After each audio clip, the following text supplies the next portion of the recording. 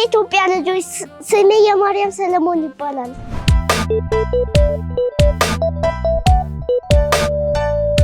እኔ ማመስገን የምፈልገው እግዚአብሔርን፣ ጓደኞቼንና ቤተሰቦቼን። ጓደኞቼ ራኬብ፣ ኪሩቤል፣ አብሳላት፣ ሶሊያና አመሰግናቸዋለሁ። ለእኔ ጥሩ ስራ ስለምትሰሩልኝ አመሰግናለሁ።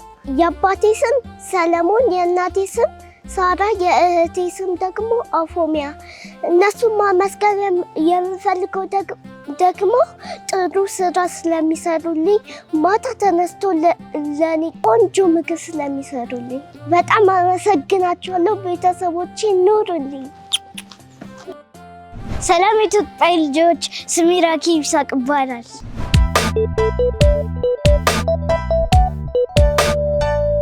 እግዚአብሔርን ማመስገን እፈልጋለሁ። እግዚአብሔር ስለፈጠረኝ እግዚአብሔር ሆይ አመሰግንሃለሁ። እውቀት ስለሰጠኸኝ አመሰግንሃለሁ።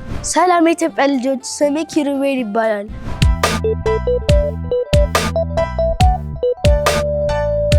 ማመስገን የምፈልገው ቤተሰቦቼን፣ እናቴን፣ አባቴን፣ ወንድሜን፣ እህቴንና አጎቴ በጣም አመሰግናለሁ።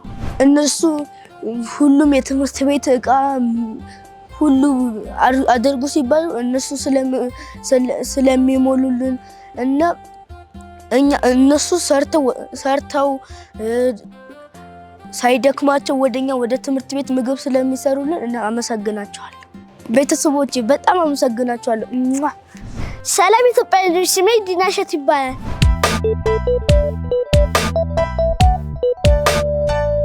እኔ ማመስገን የምፈልገው እግዚአብሔርን ነው። እግዚአብሔር ሆይ ስላስተማርከኝ አመሰግናለሁ። እግዚአብሔር አስተምሮ እውቀት ሰጥቶኛል። እግዚአብሔር ሆይ አመሰግናለሁ። ሰላም ኢትዮጵያ ልጆች፣ ስሜ ዳግማዊ ጌታቸው ይባላል።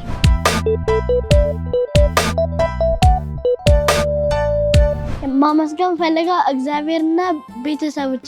እግዚአብሔር ማመስገነው በጎ ነገር ስለሚያደርግልኝ፣ ስላሳደገኝ አመሰግናለሁ። ቤተሰቦቼን ብዙ ነገር ስለሚያደርጉልኝ ቤተሰቦቼን በጣም አመሰግናለሁ። እንደምን ዋላችሁ ኢትዮጵያ ልጆች፣ ስሜ ናታን አዲስ ይባላል።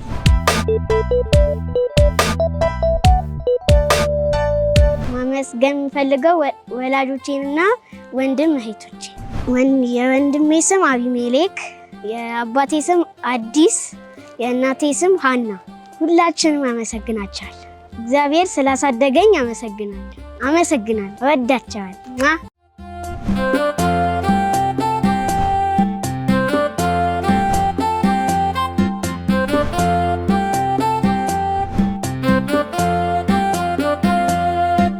ኢትዮጵያ ልጆች ሚዲያ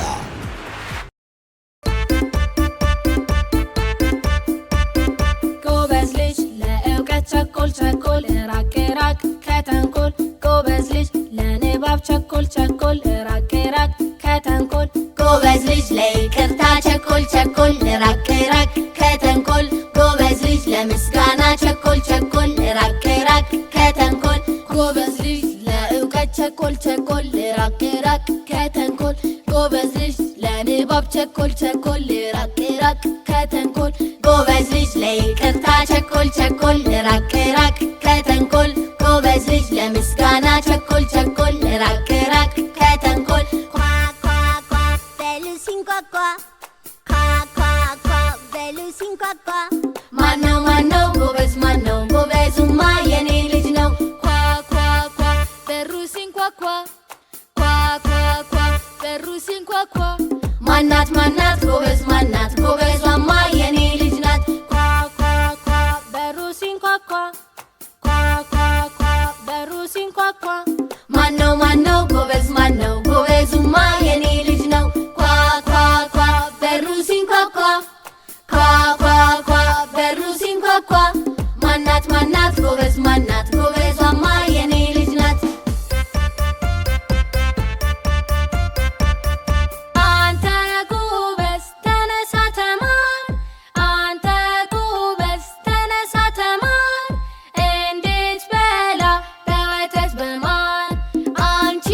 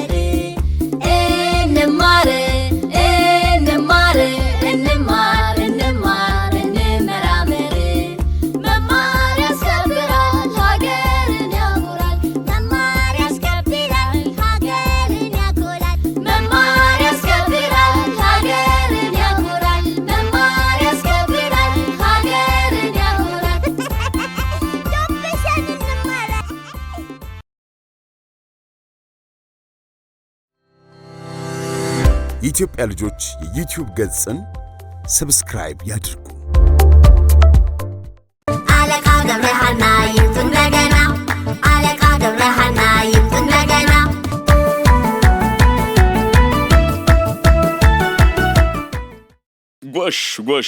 ጎሽ እንዴት ናችሁ የኢትዮጵያ ልጆች?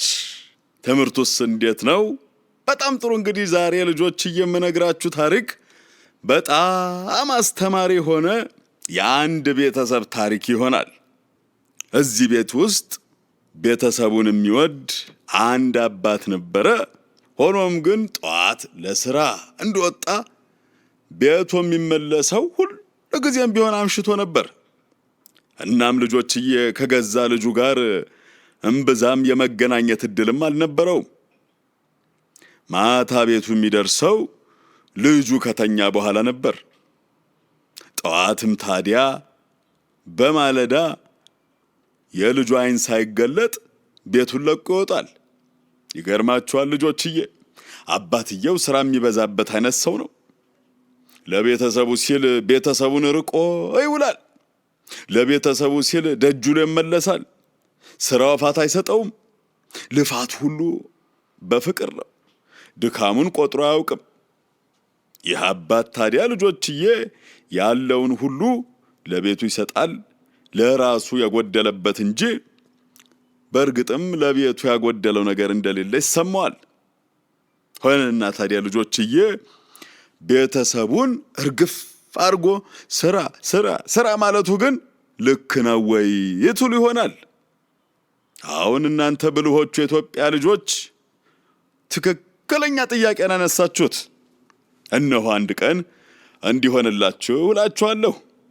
አሁን አባት በጊዜ ቤቱ የተገኘበት አጋጣሚ ተከሰተ። የተጠራቀመ ድካም ተሰምቶታል። ትንሽ ማረፍ መፈለጉ ልክ ነው። እዚህ ቤተሰብ ውስጥ ብርቱ እናት አለች። የአባትየውን ደጅ መዋል ሸፍና ቤቱን ቀጥ አርጋ ያዘች እናት። አባትም ይህን ያስባል። ቤተሰቡ አንዳች ነገር እንዳይጎልበት ላቡን ያፈሳል። ሁሉን ነገር ለእናቲቱ ትቶ እሱ ጩጩ ነው። ያን ቀን ግን ልጆችዬ ትንሹ ልጅ ሳይተኛ ይደርሳል። በእርጋታ ተቀምጦ የኢትዮጵያ ልጆችን እያየ ነበር። አባት ልጁን በጥሞና እያየ አምላኬ ይሄ ልጅ እንዴት አድጓል! በየቀኑ የሚተልቅ ይመስላል። እርጋታውና አስተውሎቱ ያዋቂ አይነት ነው። እናቱ በእውነት በደንብ አርጋ አንጸዋለች እያለ ያሰላስላል። ከዚያ አባትየው ትዝ ሲለው ያልጨረሰው ስራ ኮምፒውተሩ ላይ ነበር። ተመልሶ የጀመረው ስራው ላይ አቀረቀረ። ሕፃኑ ከተወዳጅ አባቱ ጋር መጫወት የፈለገ ይመስላል። አባቱን በፍቅር ዞር ብሎ አስተዋለው። የልጅነት ፈገግታው ፊቱ ላይ የተንጸባረቀ አንዳች ጥልቅ ፍላጎት በውስጡ ያለ ይመስላል። ልጆችዬ አባት ልጁን በምልክት ጠራው። ሕፃኑ የአባቱን አንገት በትንንሽ እጆቹ እቅፍ አርጎ ፍቅሩንና ናፍቆቱን ገለጸለት። ውዱ አባት ልጁን አቅፎ ጸጉሩን እያሻሸ ለአፍታ ያህል በዝምታ ቆየ። ብልሁ ታዳጊ ልጅ ከናፈቀው አባቱ ጋር ለማውራት አጋጣሚ ስላገኘ ተደስቷል። ከአባቱ እቅፍ ተለይቶ ፊት ለፊቱ ተቀመጠ። እንደ አዋቂ ሰው ከአባቱ ጋር ሊወያይ የፈለገ ይመስላል።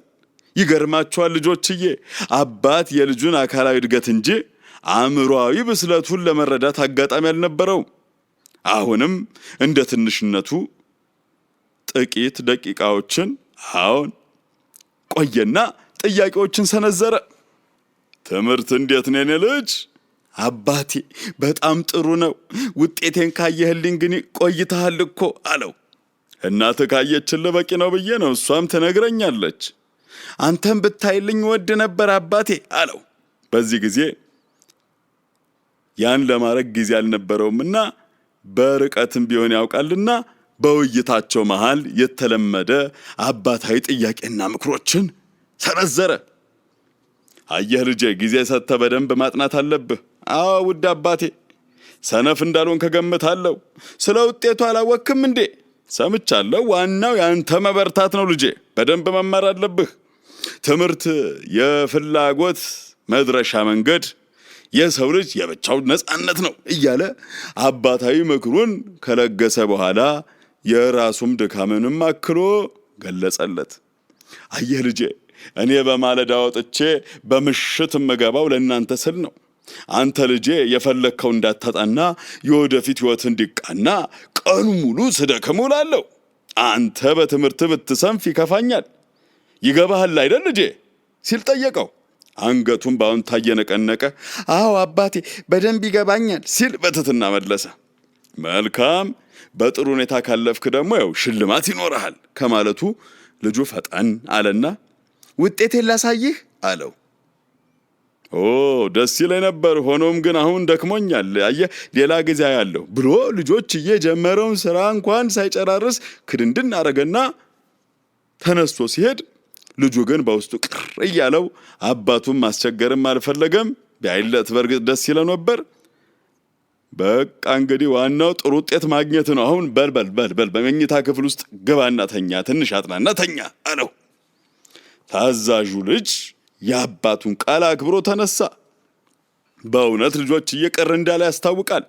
አባቱን ቅፍ አድርጎ ከሳመው በኋላ ትንሽ እንደተራመደ ቆም አለና አባቱ እንደደከመው ማረፍ እንዳለበትም ስለተረዳ ሊያስቸግረው አልፈለገም። ቢሆንም ይህን አጋጣሚ ተጠቅሞ አንድ ነገር ማድረግ ፈልጎ ነበር። ከዛሬ በኋላ አባቱ መች እንደሚያገኘው አላወቀም። ስለዚህ አባቱን ለመጠየቅ ወሰነ። አባቱም ጀርባውን ሰጥቶት የቆመ ልጁን አስተውሎ በዝግታ ተጣራ። የሆንከው ነገር አለ ልጄ አለው። ሕፃኑ ታዳጊው ልጅ ወደ ግራና ወደ ቀኝ ራሱን ወዝወዝ አረገ። እራትን በልተሃል? አሁንም ወደ ላይና ወደ ታች ወዝወዝ። አልጠገብክም ልበል? ልጁ ጭንቅላቱን ልጆችዬ ግራና ቀኝ እየወዘወዘ የሚፈልገውን መከናወኑን ነገረ። የለም ልትነግረኝ የፈለግከው ነገር አለ ማለት ነው አለ አባት። ልጁ በትህትና ፍላጎቱን ገለጸ። አንድ ጥያቄ ላቅርብልህ እችላለሁ ሲል ጠየቀው። እሺ አንድ ጥያቄ ብቻ መሆን አለበት፣ እንደነገርኩ ደግሞ ድካም ተጫጭኖኛል ሲለው ጊዜ ልጆችዬ ብዙም ጊዜ ሳያጠፋ አንድ ጥያቄ ብቻ ነው አለው። ቀጥላ አለው።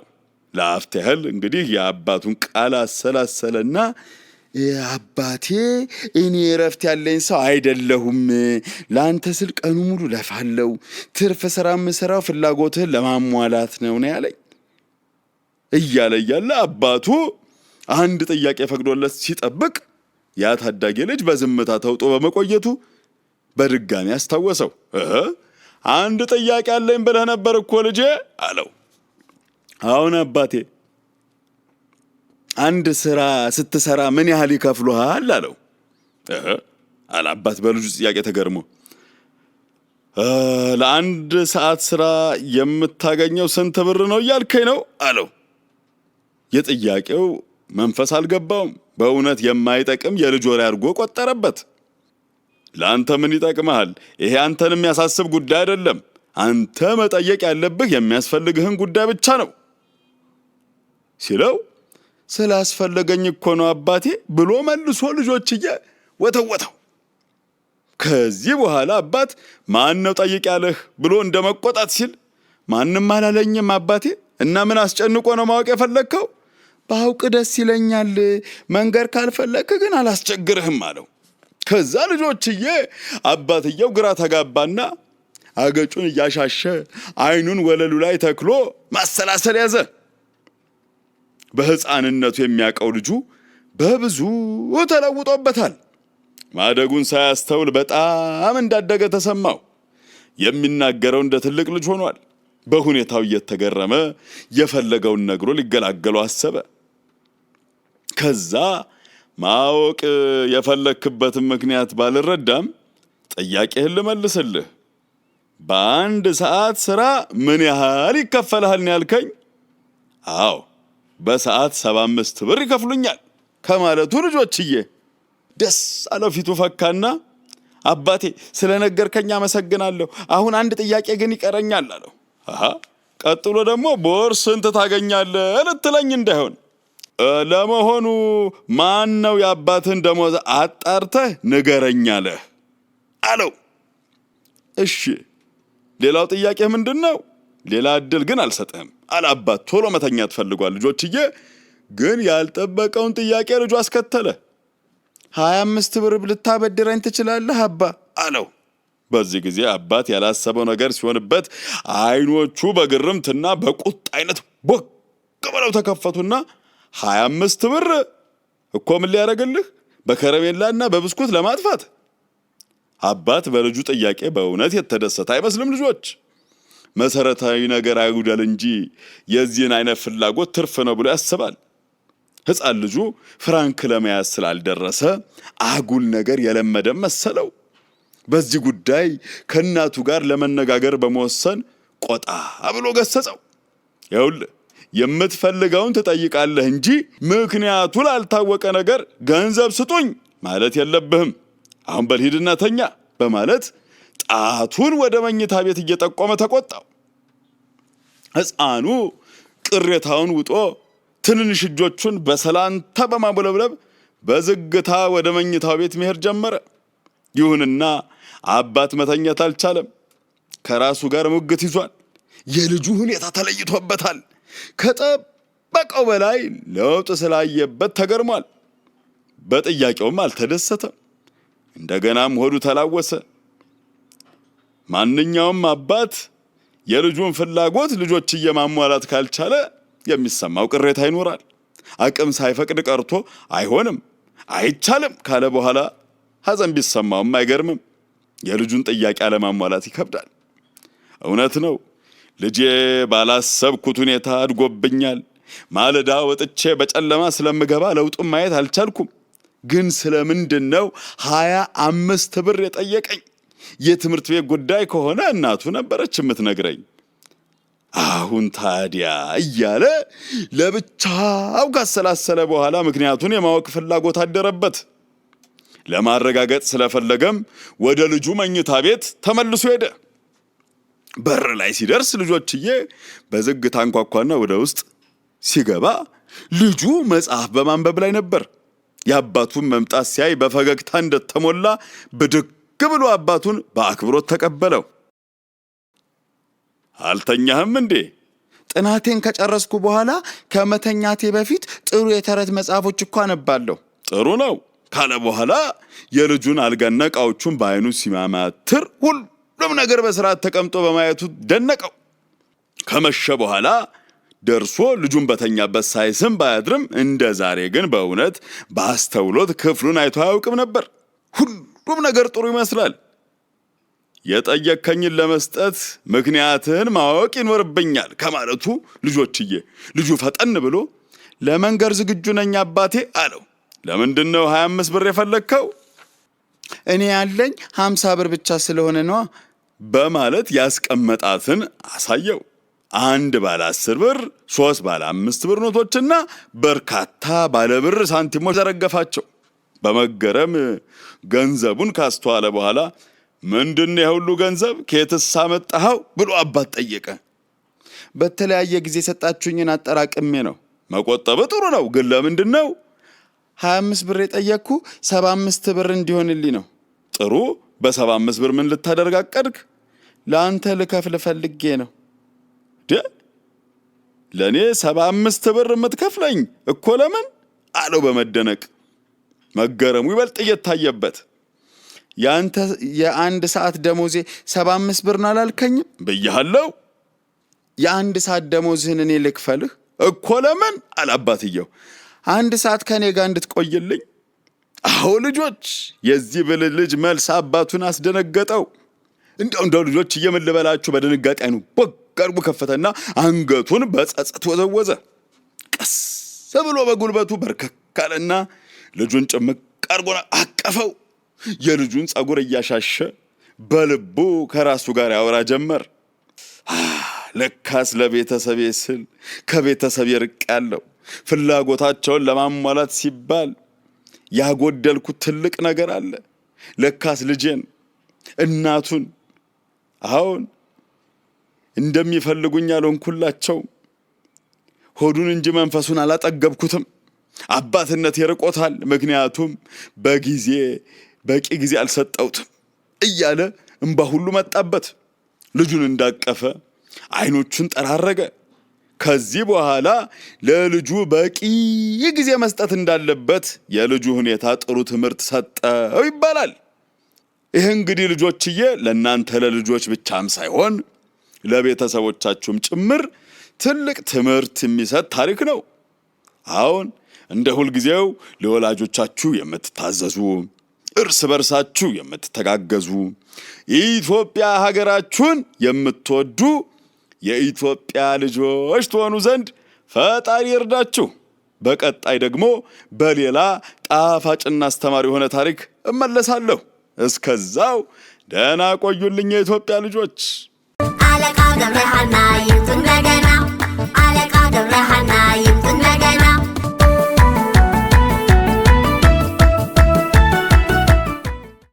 እኔ የኢትዮጵያ ልጅ ነኝ። ኢትዮጵያ ሀገራችን የሁላችንም ናት።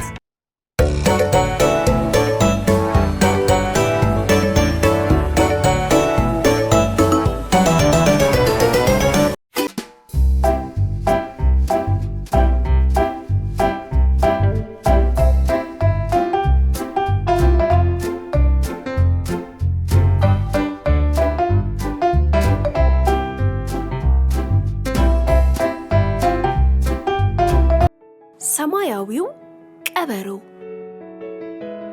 ከዕለታት አንድ ቀን አያ ቀበሮ ምግብ ፍለጋ እየዞረ ነበር። በመንጋ በህብረት የሚሄዱ ውሾች ቀበሮውን በማየታቸው ሮጠው ሊይዙት ተከተሉት። ቀበሮ እግሬ አውጪኝ ብሎ በፍጥነት መሮጥ ቀጠለ። ራሱን ለማዳን መላ ዘየደ።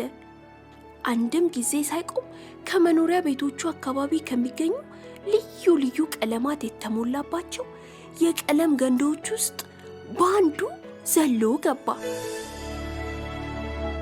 አያ ቀበሮ በሰማያዊ ፈሳሽ ቀለም በተሞላው ገንዳ ውስጥ ጥልቅ ብሎ ተደበቀ። ውሾቹ እስኪሄዱለት ድረስ የቀለም ገንዳው ውስጥ ድምፁን አጥፍቶ ቆየ።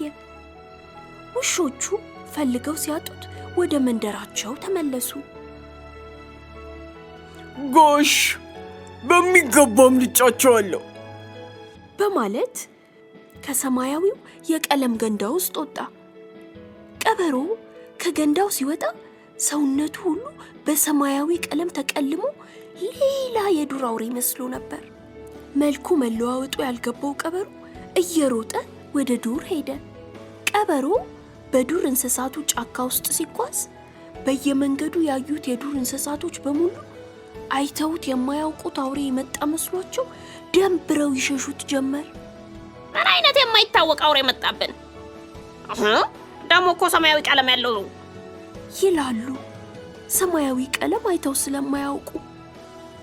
የዱር እንስሳቱ እንሩጥ እንሩጥ እንሩጥ እንሩጥ እንሩጥ ማለት ጀመሩ። ተያይዘውም ሮጡ። ቀበሮ ግራ ገባው። የዱር እንስሳቱ ለምን በድንጋጤ እንደሮጡ ሊገባው አልቻለም። ይህንኑ እያሰበ ዝም ብሎ ሲጓዝ አንድ ወንዝ አጠገብ ደረሰ።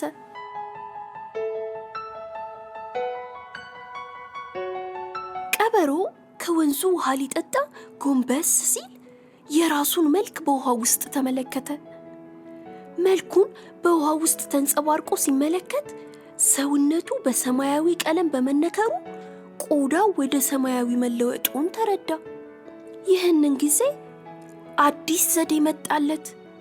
በጫካ ውስጥ የሚገኙ የዱር እንስሳ ጓደኞቹን ጠርቶ እንዲህ አላቸው።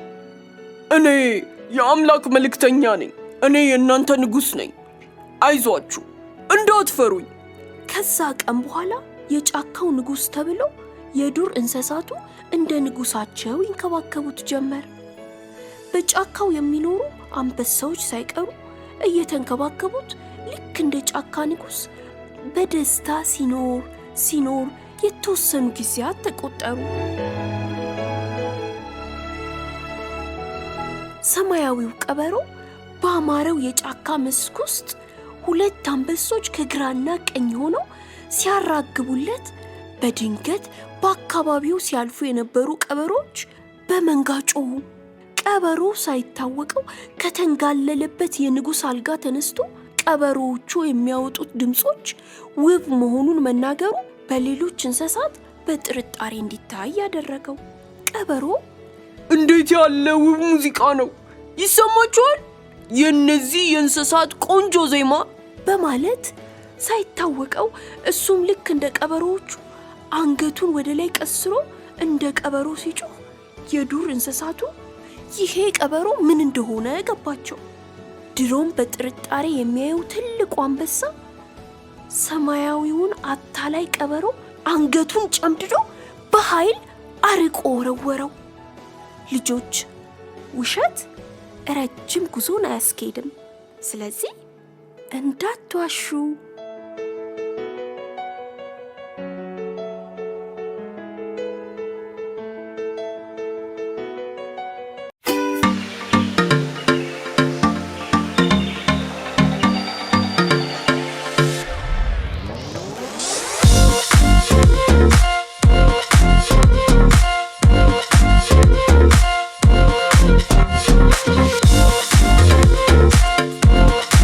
የኢትዮጵያ ልጆች ጨዋታ በሲዲ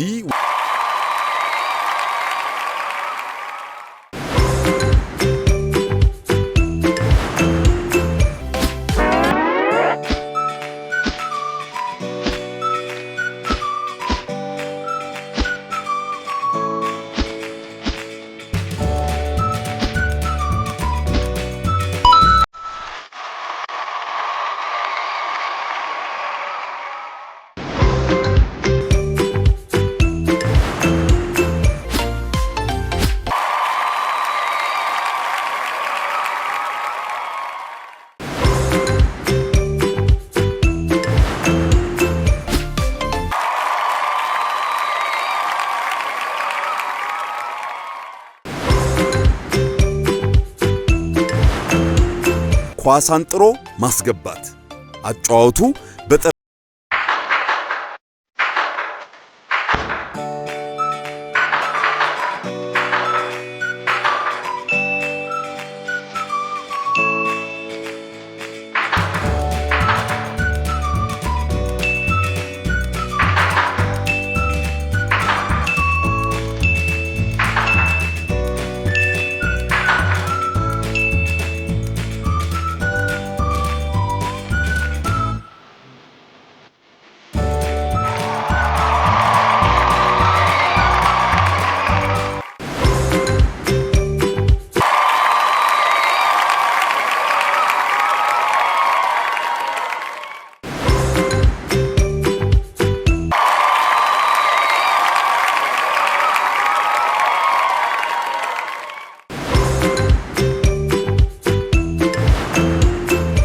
ሲዲ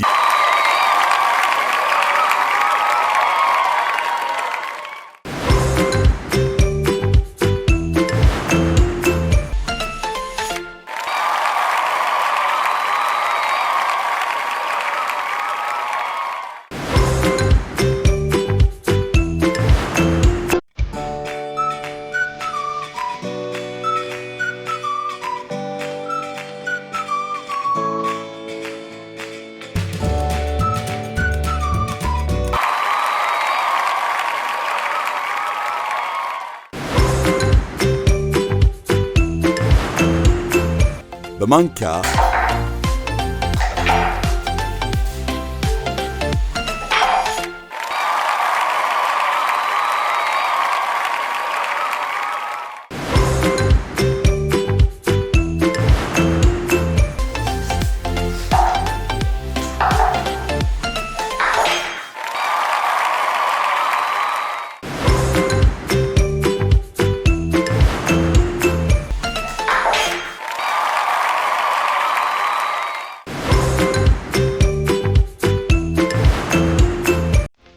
እርስ በርስ የመሳሳል ውድድር እየተያዩ አንዳቸው ሌላኛቸውን በብቃት የመሳል ውድድር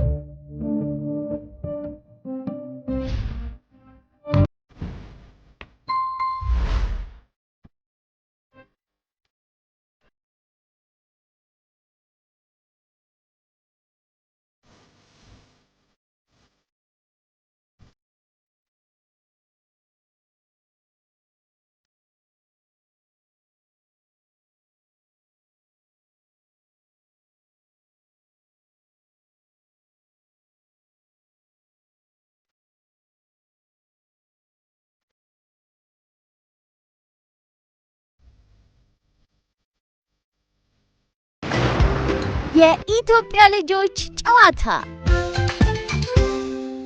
ጢቆ ቢጢቆ ጢቆ ቢጢቆ ጢቆ ቢጢቆ ጢቆ ቢጢቆ ጢቆ ቢጢቆ ጢቆ ቢጢቆ ጢቆ ቢጢቆ ጢቆ ቢጢቆ ጢቆ ቢጢቆ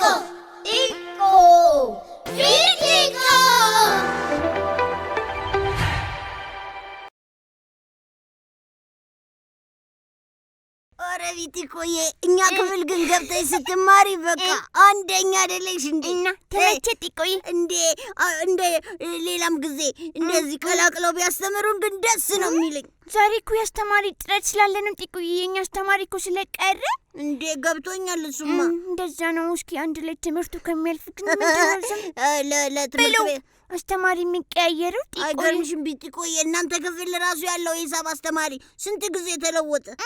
አይገርምሽ? እስካሁን ድረስ እንኳን ባለው ሶስተኛ።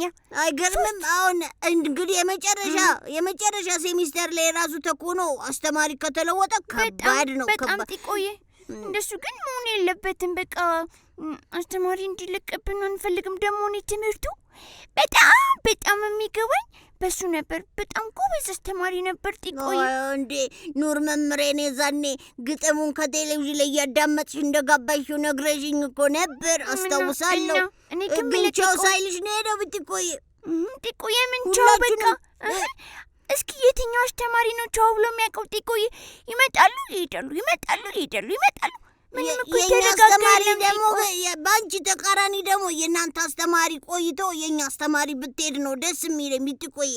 ኧረ ተው ግን ጢቆዬ አንድ ጥያቄ ነበረኝ። ምንድን ነው እሱ?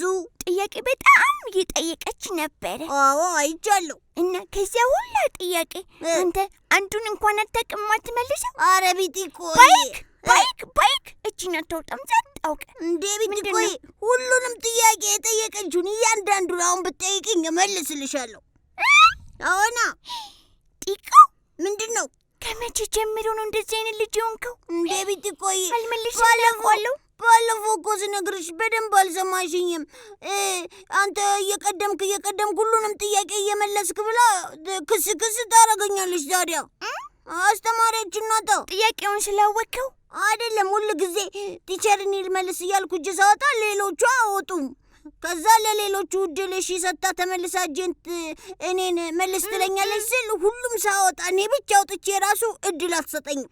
ሳያት እንደሱ ስታደርገኝ በቃ እኔ ለራሴ በወዲ አልመልስም እንቸገረኝ ብዬ ከዛ በኋላ አንድ መልስ መልሼላት አላውቅም። ጢቆ አንተ ፈጣን ስለሆንክ ማለት ነው። ፍጥን ስትል ተናዳብህ ነው። እና ታዲያ ከትምህርት ጋር ምን ያገናኘዋል እንዴ?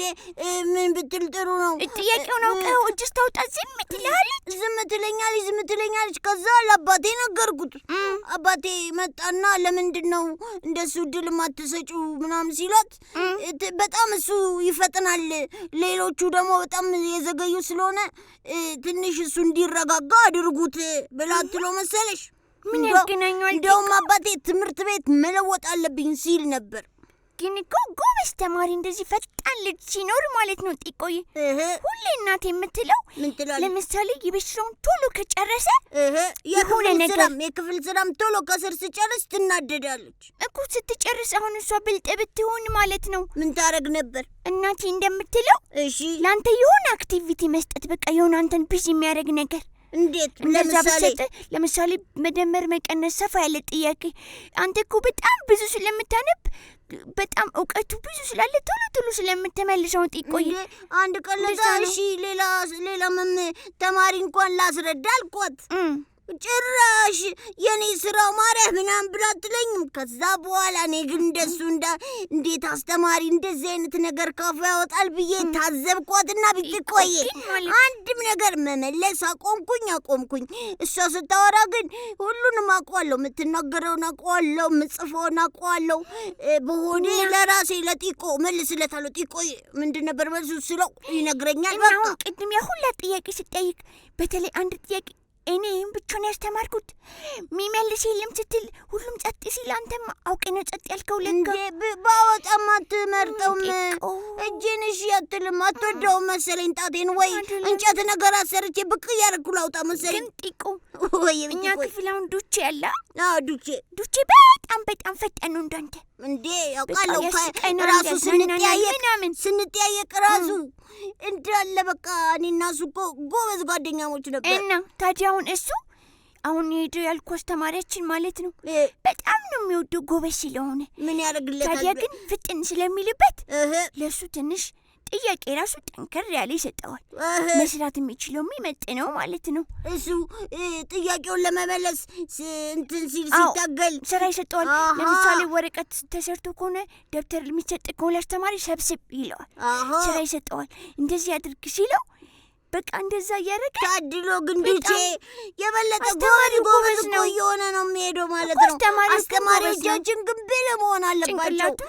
ፈጣኑንም ዝቅ ያለውንም ተማሪ እኩል በደንብ ማየት፣ በአንድ አይነት አይን ማየት አለባቸው። አለማዳላት አለባቸው። ገና መልሱን መልሰብኛል ተብሎ ከተማሪ መልስ ይከለከላል። ደግሞ ጢቆዬ ሁሉም ተማሪ ተሰጥኦና ፍላጎት ይለያያልና እሱን መረዳት አለባቸው። አሁን እኔ ያምናው መመሬን አንዲትም ቀን ረስቻት አላውቅም። ሚስ ፀሐይን ምንም በቃ ምክንያቱም የማይረሳ አስተማሪ ለመሆን ትጥራለች። እኛን ስታገኘን ፍቅር ትሰጠናለች። ፍቅር እንኳን ባሰጠን ጥያቄያችንን ስንመልስ ጎበዝ አጨብጭቡለት። እኔ እንደውም ጥያቄ መመለስ ጎበዝ መሆን የጀመርኩት እሷ አበረታታኝ ነው እኮ። በቃ እንደዚያ ነው መሆን ያለበት። አስተማሪ በጣም ጥሩ ከሆነ ሁልጊዜ የሚወደድ ይሆናል። ደግሞ ጢቆይ እኛ አድገን እኮ እኔ ዳኛ ነው ሆኖ ከዛ እንትና ነፃነትና ላይ ሻትም እሷ እኮ መምህር መሆን ነው የምፈልገው። እና አሁን ሐኪም መሆን ነው የሚችሉ አሉ። ሐኪም ሲሆኑ አስተማሪን እኮ ልታክም ትችላለህ። ጢቆይ እንዴ ይመጣል ዞሮ እንዴት ጢቆይ እንደውም መምህር ሆናቻችን እኮ ደስተኛ እንዲሆኑ ነው የምፈልገው። እውነት ነው። ለመሰለሽ የሁሉም ሙያዎች ቁንጮ ነው ተብሎ እኮ የኢትዮጵያ ልጆች ላይ ሲነገር ሰምቻለሁ እኮ። ጢቆይ እኔ በጣም አንድ ነገር ግን የሆነ ነገር ይገባኛል። ምን ይገባሻል? በጣም አሁን እንደዚህ ዝም ብሎ የሚቀያየሩት እቤት ሲያወሩ ሰምቼ እኮ ነው። ምን ሲያወሩ ሰማሽ? ደሞዛቸው በቂ አይደለም፣ ስለዚህ በጣም ስለሚቸግራቸው በቃ ደግሞ ሌላ የተሻለ ክፍያ ይሄዳሉ እና አሁን ትምህርት ቤት ብር ሊጨመር ነው። አይደለም ጢቆ አሁን ትምህርት ቤት ብር ሊጨመር ነው አይደለም እንዴ? ለሁላችንም ተነግሮናል። እና ግን በትክክል ለነሱ ይጨመርላቸዋል ጢቆ? አይገርምሽም? ታዲያ ጥሩ አይደለም። ምንድነው ታዲያ የምናደርገው? እንደሱ እኮ ከሆነ በየጊዜው የሚያስተምርን አስተማሪ የሚለዋወጥብን ለዛ ነው ማለት እኮ ነው። ባለ ትምህርት ቤቶቹ መክፈል አለባቸው። ጢቆ ያስተማሪ እኮ ምንም ቢከፈል እኮ ዋጋ ያንሰዋል። እንዴ ቢጢቆ እንደሱማ ካልሽ አባቴ ሲል የሰማሁት ልንገርሽ፣ የሰው ልጅ ምንም አይነት ዋጋ የለውም፣ በገንዘብ አይመዘንም።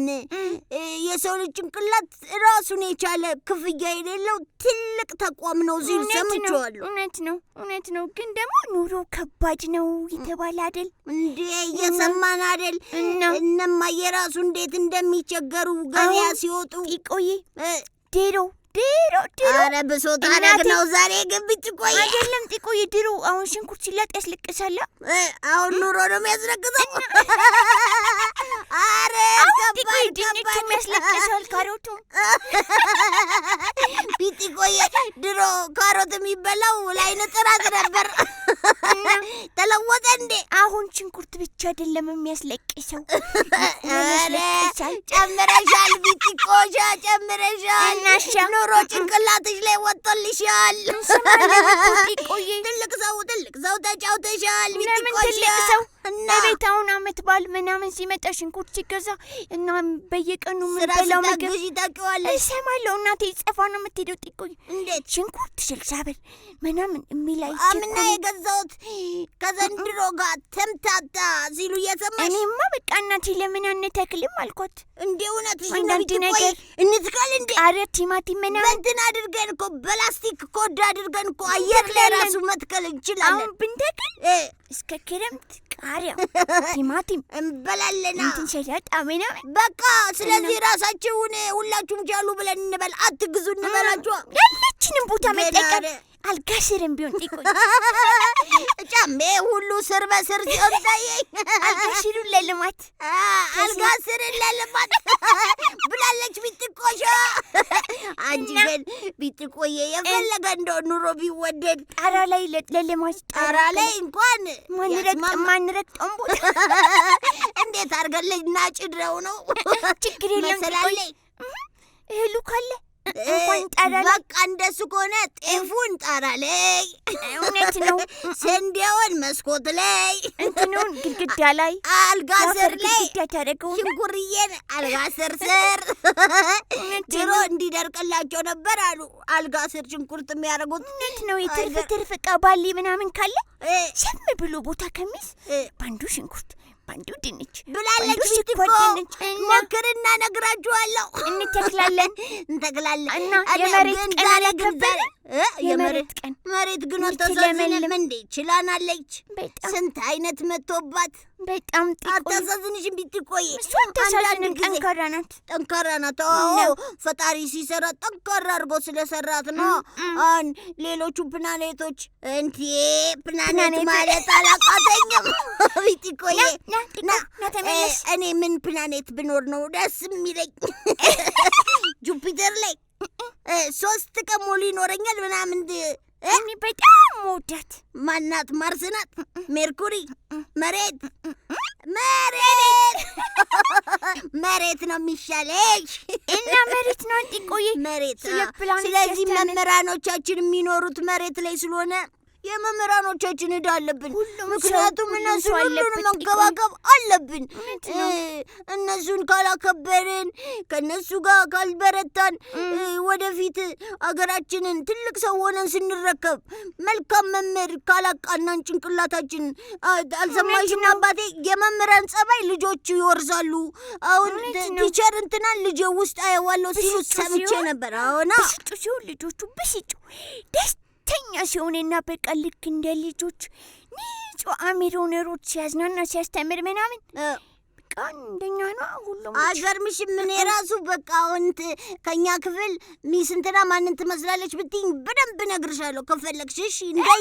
እንደየ አስተማሪው ማን ተከፍሏል ብልሽ እነግርሽ ነበር እኮ እኛ ራሱ ጸባያችን እንዴ። እኔ ግን ቲቸር ማንን ነው የምመስለው? አስቀምጥ ተቀመጥ አይደለም ልጆችዬ፣ ዛሬ ማስተምራችሁ ስለ ጭንቅሎ ጢቆ ነው። የሂሳብ አስተማሪያችን እሺ ትዝ ይላል። ልጆች እኔ ዛሬ ማስተምራችሁ በጣም ስለምወዳቸው ቁጥሮች ነው። ቁጥሮች ደስ ይላሉ። ከቆሎ ጋር መሳሰላቸው። አቋሟ ያምራል። 2 ዳንሰኛ ናት። 3 እያለች እንደዚህ ስትወዳ በጣም ደስ ይላል። እና አንደኛ አስተማሪ በጣም መምህሬ ትኑር ቢትቆይ ኑር መምህሬን አንዘምርም? እንዘምር ጢቆይ ደስ ይለኛል።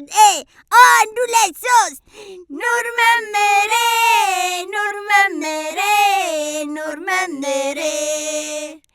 ባንተ እኮ ነው መመስገኔ መከበሬ የሙያዎች ቁንጮ ቅድም የከበረ የፈጣሪን ስራ ማስተማር ነበረ። ኑር መምህሬ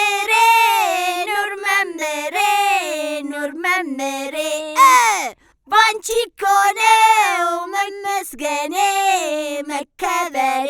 ቲቸርዬ አመሰግናለሁ። መምህሬ ኑርልኝ ኑሪልኝ። ቻው ጢቆዬ። ጢቆዬ ኑርልኝ። እኔም ጢቆ ቢጢቆ ጢቆ ቢጢቆ ጢቆ ቢጢቆ ጢቆ ቢጢቆ ጢቆ ቢጢቆ ጢቆ ቢጢቆ ጢቆ ቢጢቆ ጢቆ ቢጢቆ ጢቆ ቢጢቆ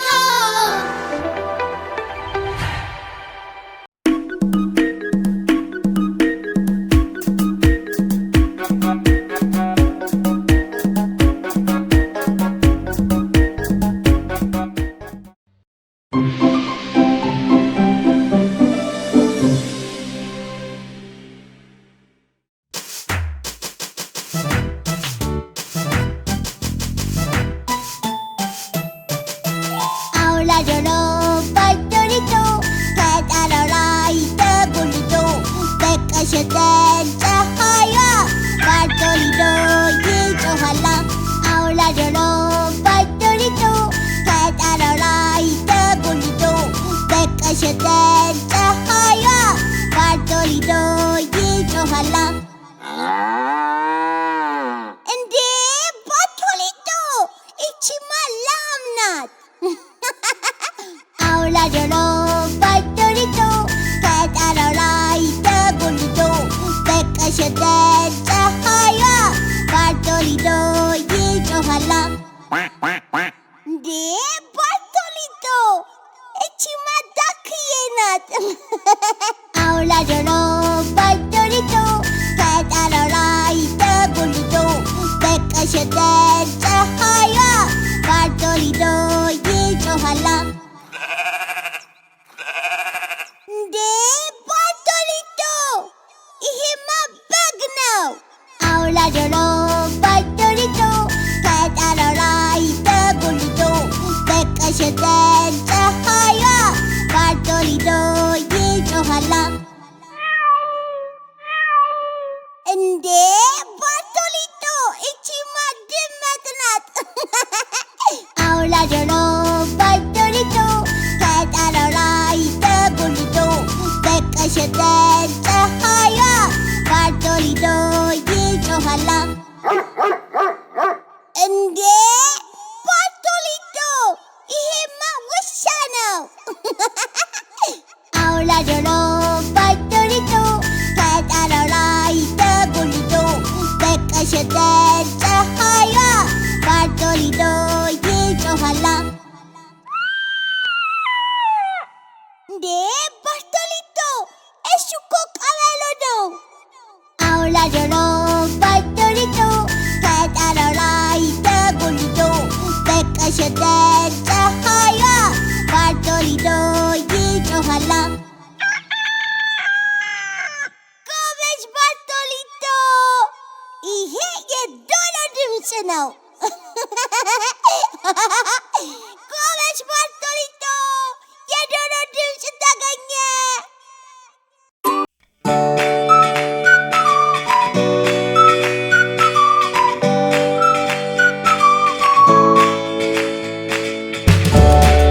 ታዲያስ ልጆች ደህና ናችሁ? ሁሉ እረፍት ጥሩ ነው? ዛሬም ተረት ይዤላችሁ መጥቻለሁ። ዛሬ የማቀርብላችሁ ተረት ድሮ የታወቀ ኢትዮጵያዊ ተረት ነው። ያንን ተረት እኔ ደግሞ በራሴ መንገድ ተረክላችኋለሁ ማለት ነው። በውጭ ሀገር የተለመደ ነው። አንድ ተረት በተለያየ አይነት ለዛ ይሰራል። እኔ ደግሞ በራሴ ለዛ የማሞ ቂሎን ታሪክ አቀርብላችኋለሁ። በድሮ ጊዜ በአንድ ትንሽ ሀገር ውስጥ ከተፈጠረች ስቃ የማታውቅ ልጅ ያለችው አንድ ንጉስ ነበረ። ይሄ ንጉስ በልጁ ስቃ ለማወቅ በጣም ያዝናል፣ በጣም ይጨነቃል። ከጭንቀቱ ብዛትም አዋጅ አዋጅ የደበሎ ቅዳጅ እያንከተከተ ልጄን ያሳቀ ሰው እሷን ያግባትና መንግስቴን ይውረሰው የሚል አዋጅ አወጣ። ይህን የሰሙ የአገሪቱ ቀልደኞችም ልዕልቲቱን አስቀው ሊያገቧትና የንጉሱ አልጋ ወራሽ ለመሆን ጓጉተው በቤተ መንግስቱ ተሰበሰቡ። ልዕልቲቱን ለማሳቅ ብዙ ደከሙ፣ ግን ሊያስቋት አልቻሉም።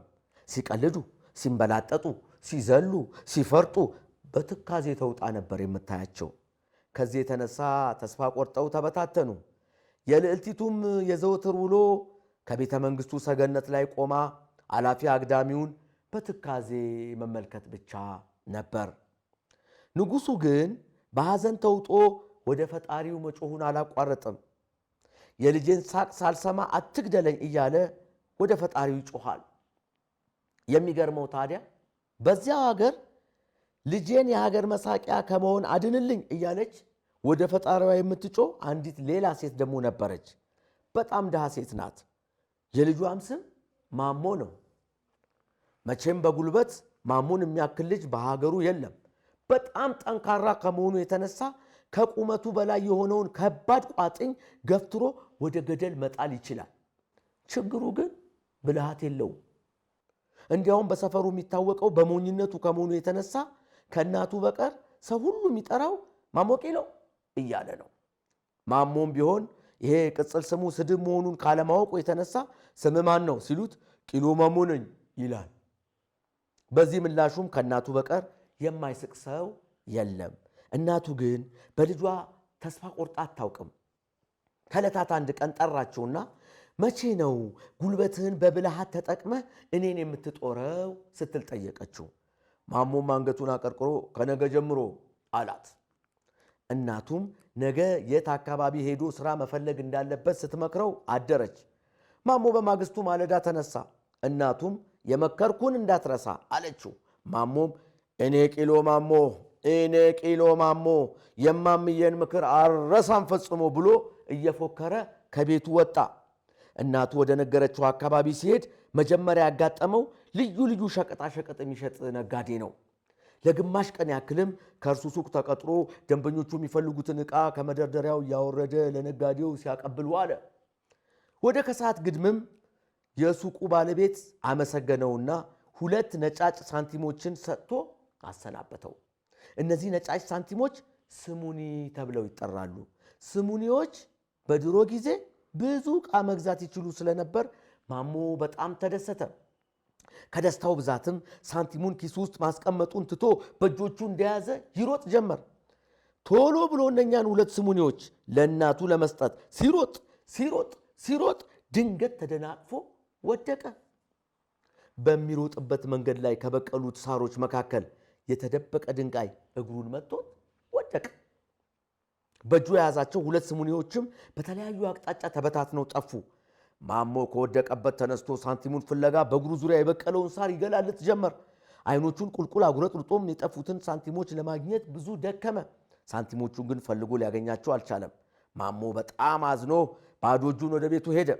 ቤቱ ሲገባም እናቱ ጎሽኔ ጎረምሳ ስራ ውሎ መጣ፣ እስቲ ወዲህ በለው የብሩን ረብጣ ስትል ጠየቀችው። ማሞም እያዘነ ቀኑን ሙሉ ምን ሲሰራ እንደዋለ በሰፊው ተረከላት። በመጨረሻም ስሙኒዎቹን ተቀብሎ ሲሮጥ እንቅፋት መጥቶት እንዴት እንደወደቀና ሳንቲሞቹን በየአቅጣጫው ተበትነው እንደጠፉበት ነገራት። እናቱ ይህን በሰማች ጊዜ በጣም አዘነች። ከሐዘኗ ብዛትም አየኔ ከርፋፋ ኪስ ብታኖረው ስሙኒ ባልጠፋ አለችው። ማሞም ከዚህ ምክሯ ትምህርት ወሰደ።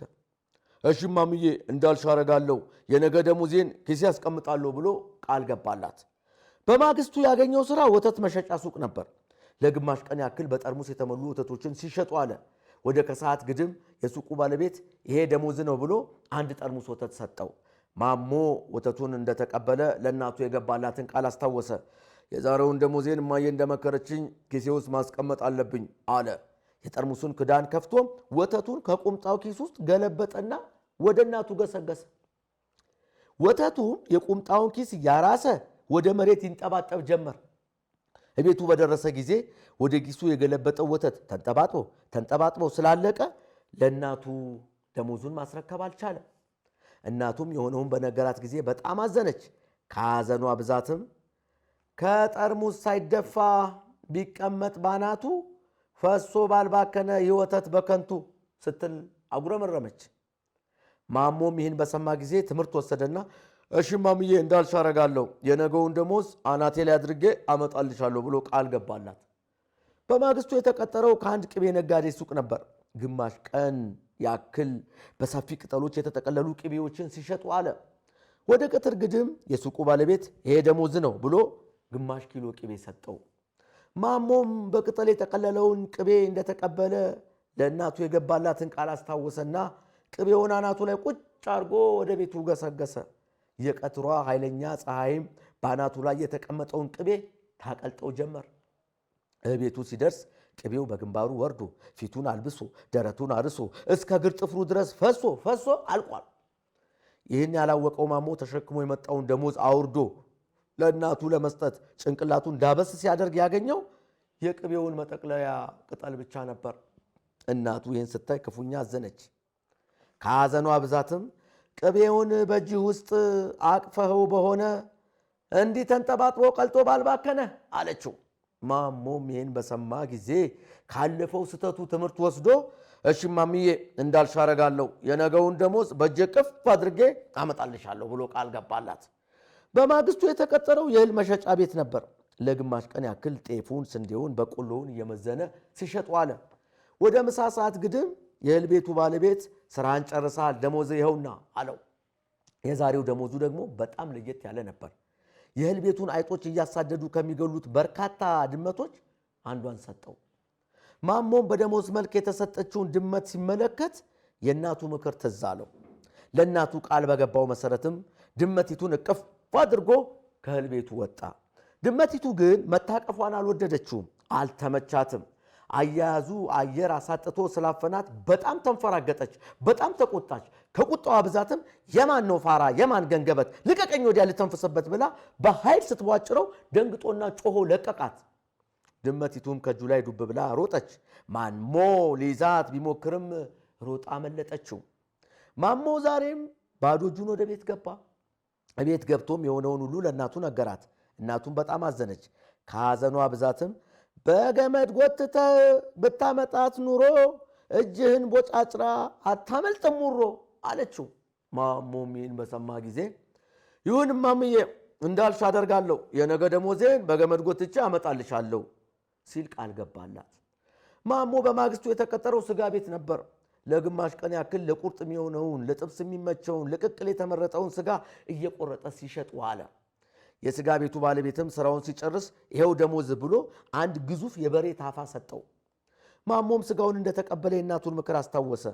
የነገው ደሞዜን በገመድ ጎትቼ አመጣልሻለሁ ብሎ ቃል እንደገባለት ትዝ አለውና ስጋውን በገመድ እየጎተተ ወደ ቤቱ ይገሰግስ ጀመር።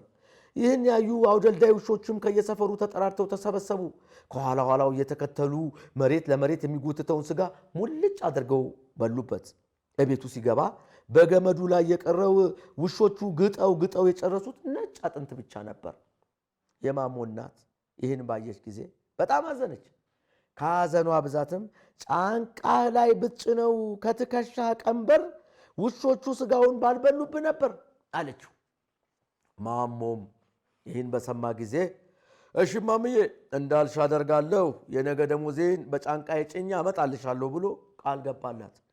ማሞ በማግስቱ የተቀጠረው የጋማ ከብቶች ተብለው የሚጠሩትን ፈረሶች፣ አህዮችና በቅሎችን ከሚያረባ ነጋዴ ዘንድ ነው።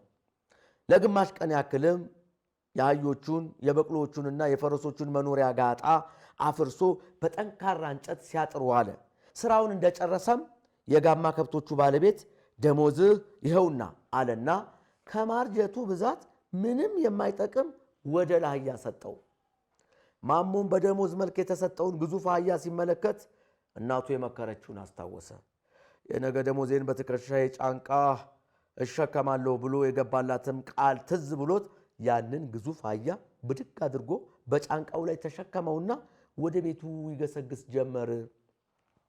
የሚገርመው ታዲያ ያንን ያረጀ ወደ አህያ በትከሻው ላይ ተሸክሞ ዘጥ እያለ ሲሄድ ከየት መጡ ሳይባል የንጉሱ ወታደሮች ከበው አስቆሙት። ከጫንቃው ላይ የተሸከመውን አህያ እንዲያወርድ ካደረጉት በኋላም ማሞን ጫኑት። ከአንድ ግዙፍ ሰረገላ ላይ አጣድፈው ጫኑት። ማሞ ደነገጠ። ከድንጋጤው ብዛትም ምን አጠፋው? ምን በደልኩ? ዕቃ አልሰረኩ፣ ሰው አልገደልኩ እያለ ጥፋቱን እንዲነግሩት ወታደሮቹን ተማጠነ። ወታደሮቹ ግን ምንም ትንፍሽ አላሉም። ማሞን የጫኑበትን ሰረገላ እያፋጠኑ በቀጥታ ወደ ንጉሱ ቤተ መንግስት ወሰዱት። ንጉሱ ፊትም አቀረቡት። ንጉሱ ማሞን ባየው ጊዜ ፊቱ በደስታ እያበራ ከዙፋኑ ብድግ አለ። ከደስታው ብዛትም እስቲ ልቀፍ ና ወዲህ ጋሼ አሁን ተገኘ አልጋ ወራሼ ብሎ አቀፈው። ልጆች ለካስ ማሞ ያንን ያረጀ ወደ ላህያ ተሸክሞ ዘጥ ዘጥ ሲል የንጉሱ ልጅ በቤተ መንግስቱ ሰገነት ላይ ቆማ አይታው ኖሯል። ምን ማየት ብቻ ካት ካት ካት ካት ብላ ሳቀች እንጂ። ሳቋን የሰማው ንጉስም የልጄን ባል የመንግስቴን ወራሽ የሆነውን ሰው አሁን ገና አገኘሁት ይዛችሁ አምጡልኝ ብሎ ወታደሮቹን ላከ። ከዚያን ጊዜ ጀምሮ ማሞ የንጉሱን ልጅ አግብቶ ልዑል ማሞ ተባለ። እናቱም ከደሳሳ ጎጆዋ ወጥታ ከልጇ ጋር በንጉሱ ቤተ መንግስት ተከብራ መኖር ጀመረች። በማሞ ስም ላይ ቂሎን ጨምረው የተሳለቁበት ሁሉ አፈሩ። ከፍራታቸው ብዛትም ቂል ብለን የናቅነው ለካስ ትልቅ ሰው ነው አሉ። ልጆች በትምህርት ቤታችሁ ወይም በሰፈራችሁ ቂል ነው ሞኝ ነው እያላችሁ የምትሳለቁበት ልጅ አለ እንዴ? ተጠንቀቁ። ያ ልጅ አንድ ቀን ከሁላችሁም በልጦ ሊያሳፍራችሁ ይችላል። ስለዚህ ሁሉንም ልጅ ሁሉንም ሰው አክብሩ። የሰው ሞኝ የሰው ቂል የለም። የዛሬን በዚያ በቃው። ሳምንት ሌላ አሪፍ ተረት ይዤላችሁ መጣለሁ። እስከዚያው ቻው።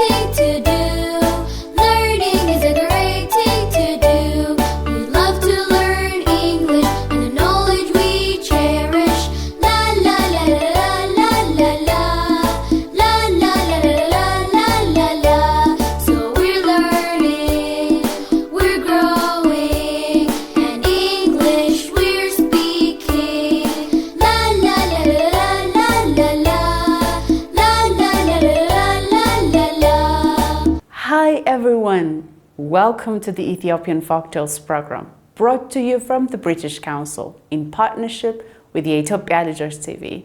I am Betty. Well, as usual, we've brought you a very interesting and entertaining story today. And the title of this story is The Foolish Servant. You're going to love the story. But before the story, there are a few things you need to do as usual. Can you look at your screen and try and answer the questions we have for you there? Activity 1. Do you do what your parents or teachers tell you to do?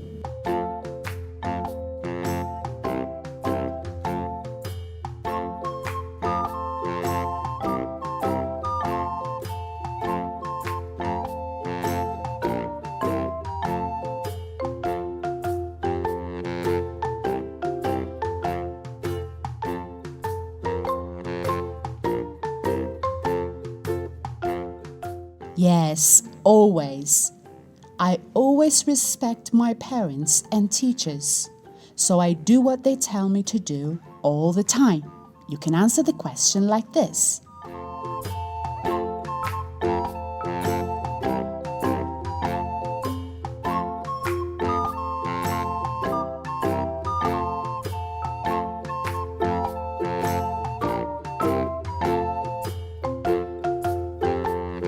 Do you want to do extra more good things, even if you are not told to do by your parents or teachers? And why?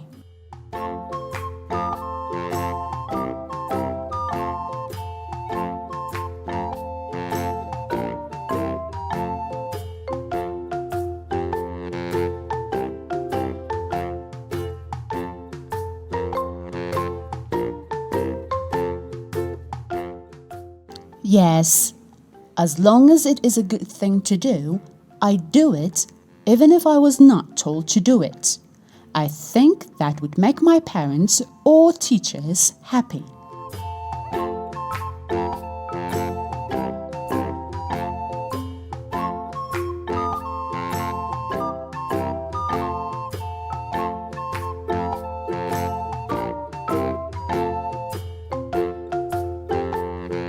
What might happen if you fail to do what you were told to do by your parents or teachers?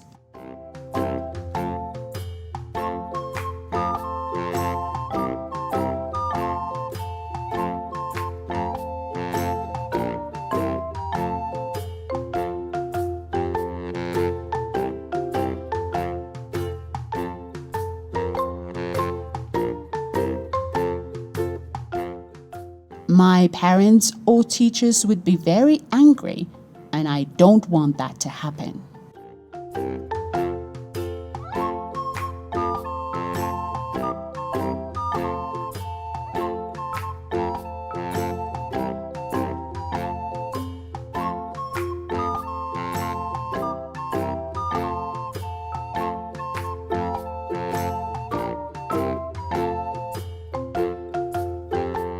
Excellent, children. Now you're going to watch the story, but before the story, can you try and guess what the story will be about? I can give you 30 seconds for this. Don't worry, you can guess anything. That's what guessing is after all. But make sure you at least try one thing, okay? Activity 2.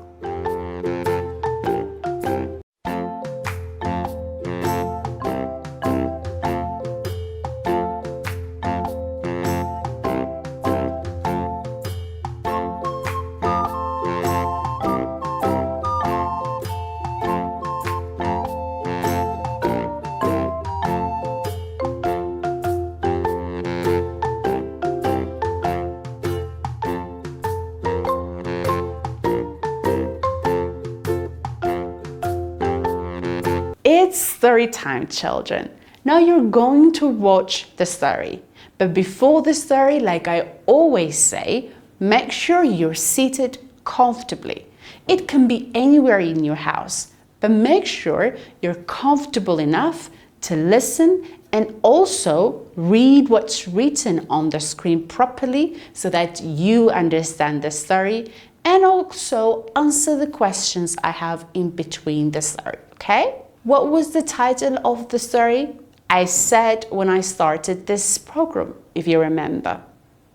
Yes, the title of today's story is The Foolish Servant. Enjoy the story. The Foolish Servant. There was once a chief in a certain village who had a very foolish servant. He was so foolish that he never did anything without orders. You must tell him always to do things. You must say, do this, do that. Otherwise, he wouldn't do it. He wouldn't pick up anything unless you tell him to do so. And one day, the chief was riding his mule and was going to the court. And his purse fell onto the ground and he didn't see, and the servant didn't pick it up because he was not told to do so. So later on, the chief put his hand into his pocket and found that his purse was missing. Oh, what a bad day! I have lost my purse. The servant said, "Oh, I have seen it. It fell down in such and such a place." "Well, so how could you keep quiet when I lose money? I had money in my wallet. Why didn't you tell me?" Oh, master, you didn't tell me to pick it up. No one told me, so I kept quiet. The man was so angry. So he gave him a warning not to keep quiet when anything drops from his pocket or from his horse's bridle or tack. On another day, the master was riding the mule and the servant was following him on foot, waiting for anything that drops from his master or from the mule. So he collected the dog that dropped from the horse and put it in a sack, along with the mud kicked up from the hoof.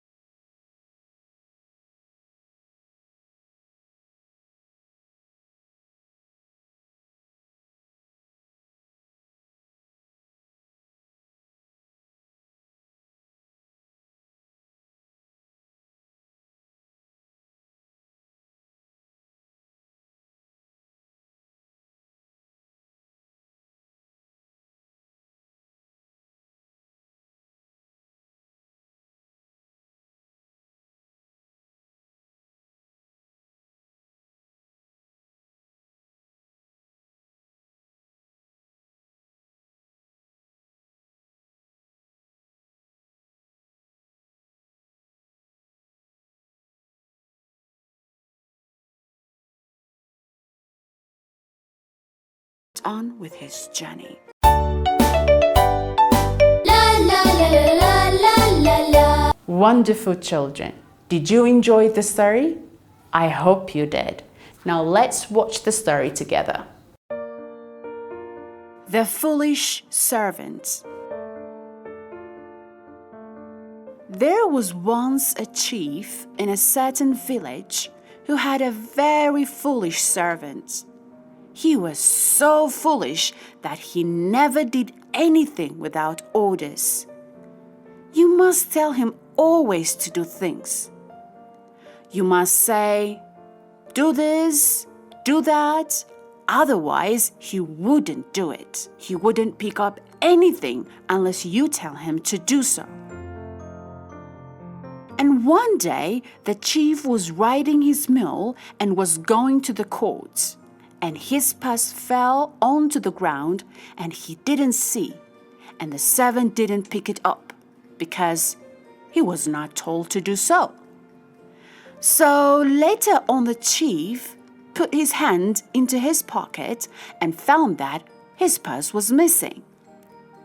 Oh, what a bad day! I have lost my purse. The servant said, oh, I have seen it. It fell down in such and such a place. Well, so how could you keep quiet when I lose money? I had money in my wallet. Why didn't you tell me? Oh, master, you didn't tell me to pick it up. No one told me, so I kept quiet.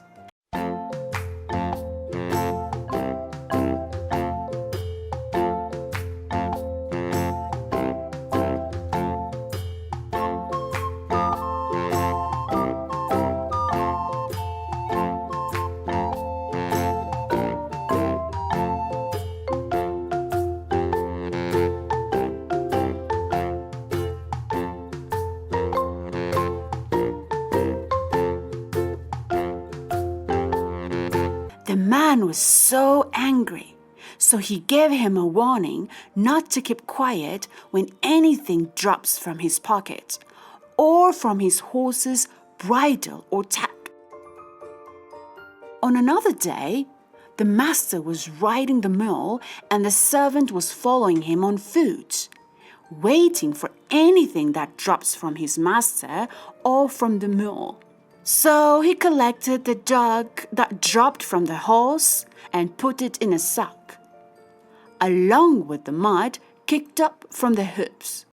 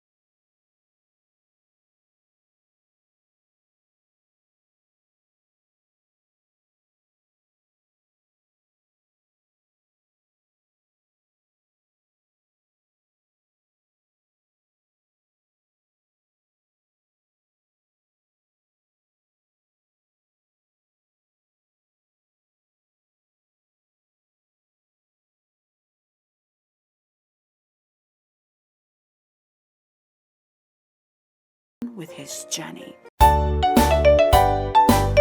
la la la la la la. Well done, children. Remember, in the story, the servant did not do anything unless his master told him to do so. Why do you think that was?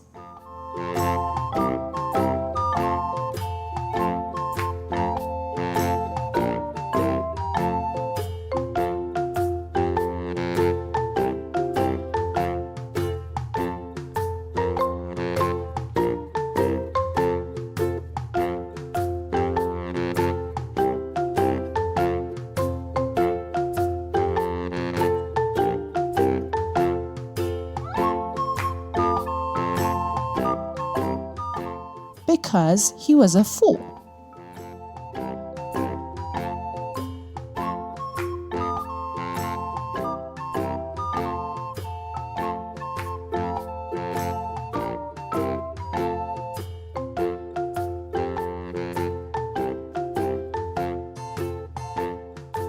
How would you feel if you were in place of the master?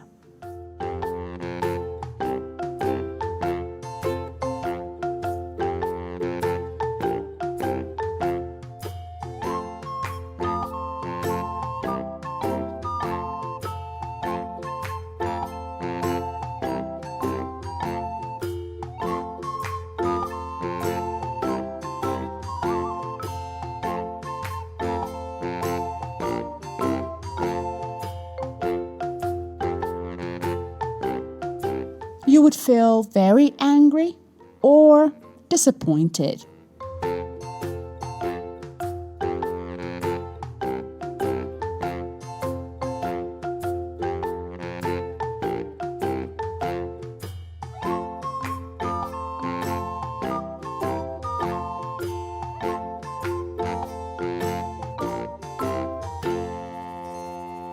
How might you help the servant to do better?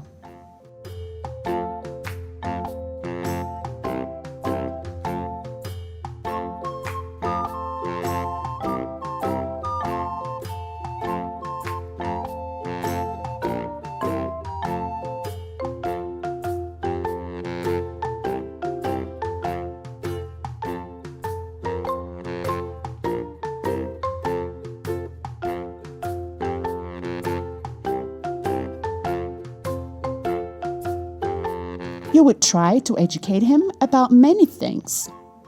What things to do and what things not to do, and to try and use his own mind when doing things rather than always expecting someone else to guide him.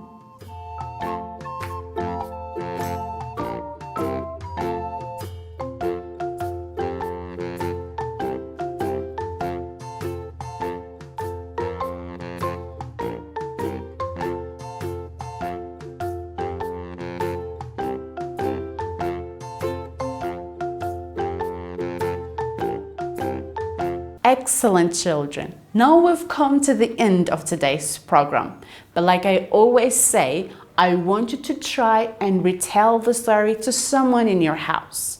And when you retell the story, it would be great if you try and record yourselves and share that recording with us on Telegram using this number on the screen. We would love to see what you're doing at home. Okay? Wonderful. Well, that's all we have for today. Thank you very much for being with us. We will meet next time with another fun, entertaining, and educating story that you're going to love and learn a lot from. But until then, it's goodbye from me and the whole team here. Goodbye, children. Goodbye. For more collection of similar Ethiopian folktales, please visit www.ethiopianfolktales.com. Do you want to improve your English even more? Make sure you visit our free British Council Learn English Kids and Learn English Teens websites, where you can find online games, songs, stories, and activities that will help you learn English. learnenglishkids.britishcouncil.org. learnenglishteens.britishcouncil.org. We're learning, we're growing, and English we're speaking. La la la la la la la la la la la la la la.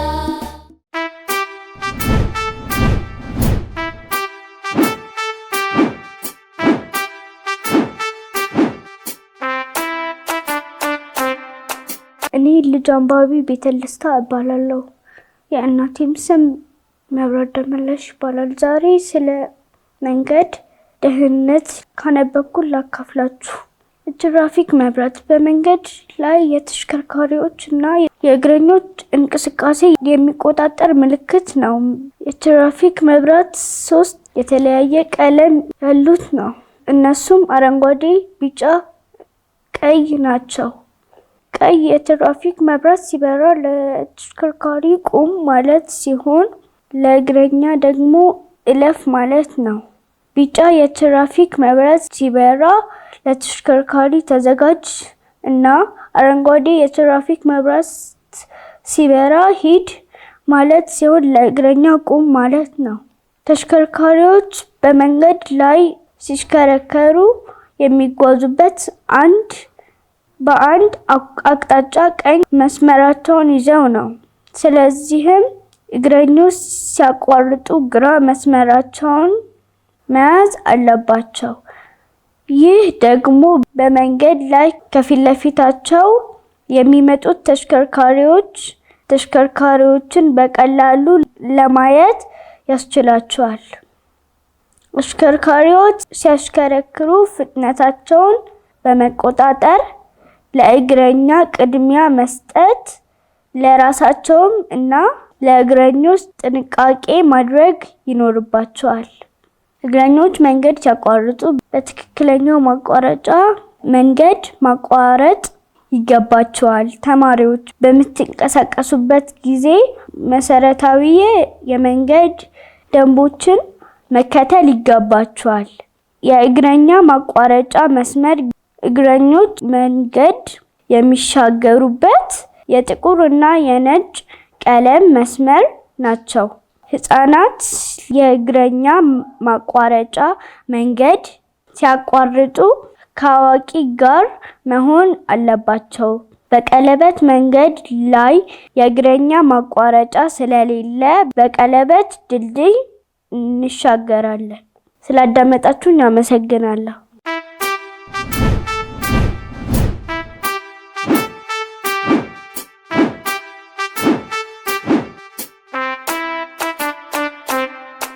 My name is Mehret Mahder. My mother name is Aida Rafaini. Today I'll read a story. The title of the story is The Proud Rose.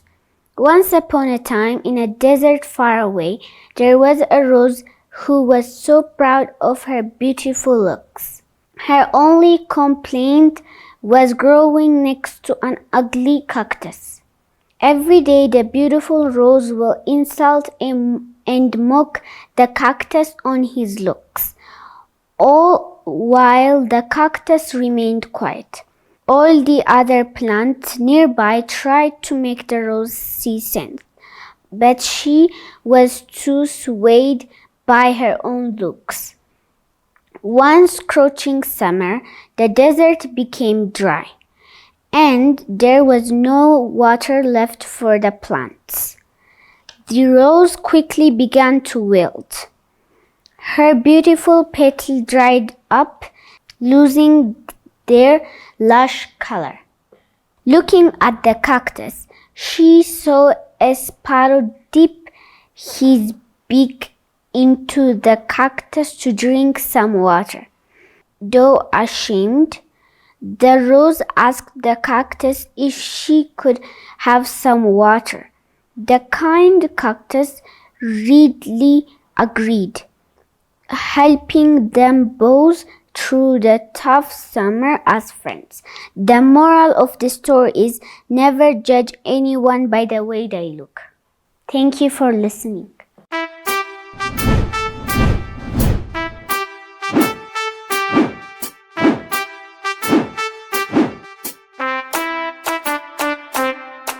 My name is Jonathan Sema. My mother's name is Safan Damara. Today I will share you what I read about Spain. Spain is a country on the European continent. A native or resident of Spain is called a Spaniard. The primary language spoken in Spain is Spanish. The capital city of Spain is Madrid. the population of Spain to be 45 million. Spain is the third most populated country in the world. The national currency of Spain is euro. The government of Spain is a unitary parliamentary constitutional monarchy. The country of Spain covers 195,360 square miles. Spain is the 51st largest size country by square miles. Madrid is the capital of Spain, is the largest city. The second largest city in Spain is Barcelona. Spain borders two countries, France and Portugal. A mountain range called Pyrenees separates Spain and France. The official name for Spain is the Kingdom of Spain. Spain became a member of the European Union in 1986. The most popular religion in Spain is Roman Catholic. Thanks for listening.